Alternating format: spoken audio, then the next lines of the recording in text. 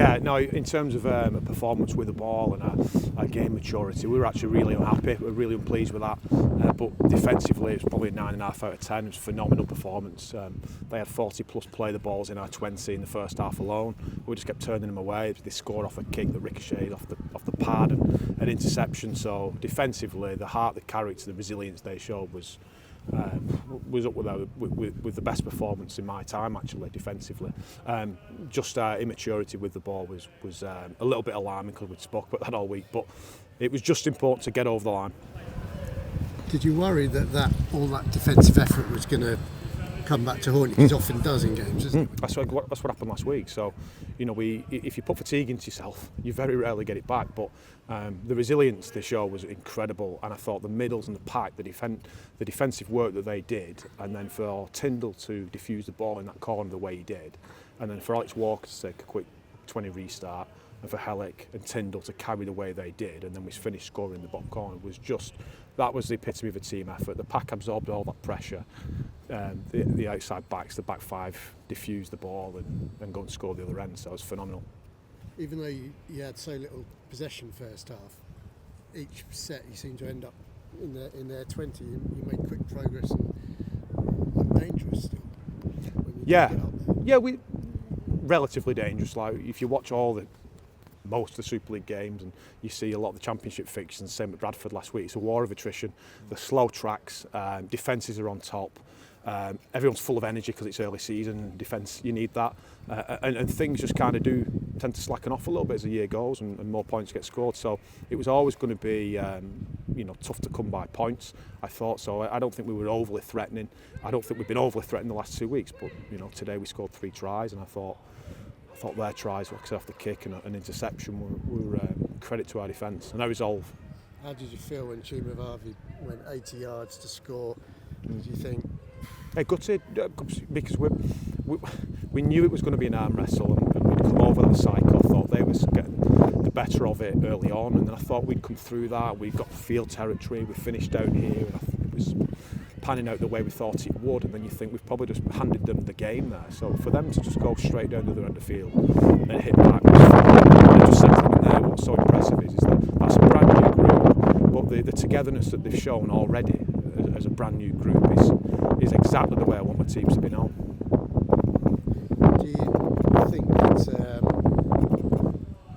that short period that you get into, you've had 2 games, you've put really competitive performances in 2 games, is it better than you expected it, given the few sessions you've had? No, not really.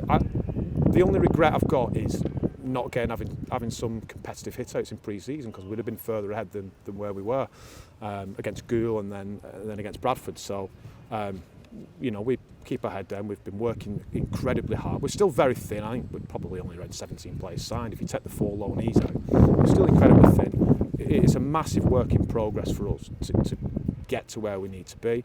We need to work out the futures of these loan players. We need to get some more permanent quality signings in, like Tyndall. This takes time, and then you've got to work with them together as well. So I always knew we'd be competitive, no matter what, and we would compete hard. It was just important to just nudge over the line in one of these 2 games. How have you managed to get Tyndall? We offer players, and no one comes to London and doesn't improve. So, or very rarely, we are a development club. We offer that environment and that support for players, and that. Getting behind players, and also you're standing on the throat as well at times when they need it. But that's what we do here. Players develop. We had a conversation about that. I think he's a phenomenal player that's just had a difficult year or so, and we will get the best out of him. Today I thought he was absolutely outstanding today. I think he got man of the match. He delivered for us today exactly what we thought he would. But given his background, it seems a surprise that he was available. And how hard you've said it is to get players to come down and for them to sign permanently. Were you pleasantly surprised to be able to get a player of that calibre? He had some other offers, but I just think the conversations that we had were about, we'll get you back to where you need to be. I mean, he has high ambition to play Super League. We're not shouting about it right now, but we've got high ambition to get back to Super League quickly as well.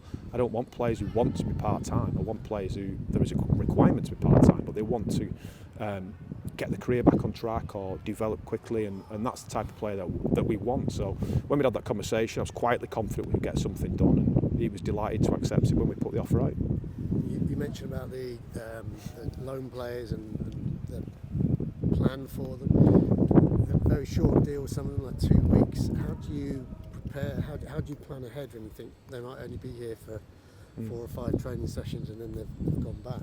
Yeah, exactly that. And we can't look too far ahead. I've always said it, the time is now. People plan for future events that may or may not never happen. So there's got to be a long-term plan put in place.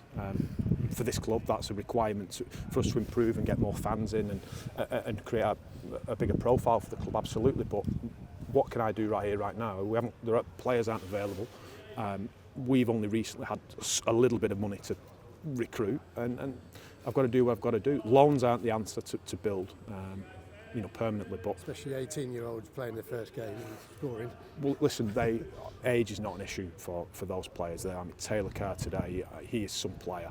I inquired about him after the Oldham game in pre-season, what a player he's going to be. So they said no, we're going to keep him close to us. But they needed him to get a couple of weeks game time, and it fitted for us.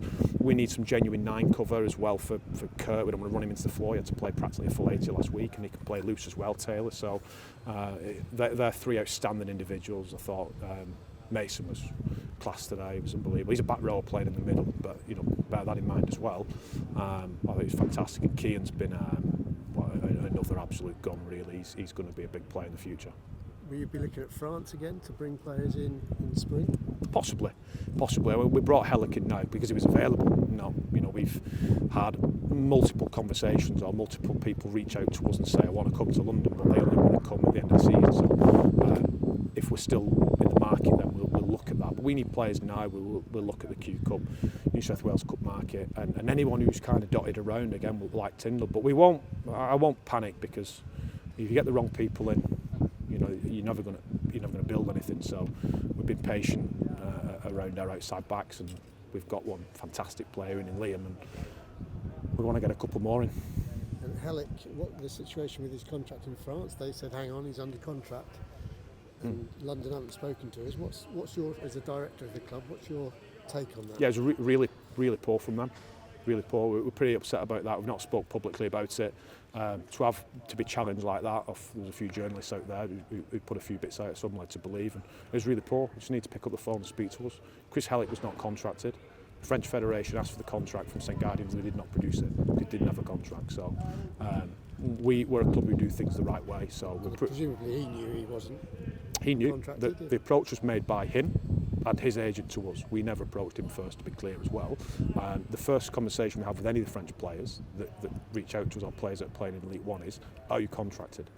So there's a couple of other players who've come to us, and the answer was yes, we're contracted. Well, we can't do any business till May, and we're not looking to do that, unfortunately. At the minute, we need players now. So Chris Hellick was not contracted.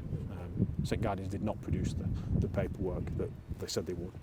So it was a bit of bad publicity for us, but we're confident we've done the right thing. So, and Chris is a great lad as well, and he played in the wing last week. He had a great game. He had to play in the centre this week. He can cover full back, so he's going to be a really important player for us this year.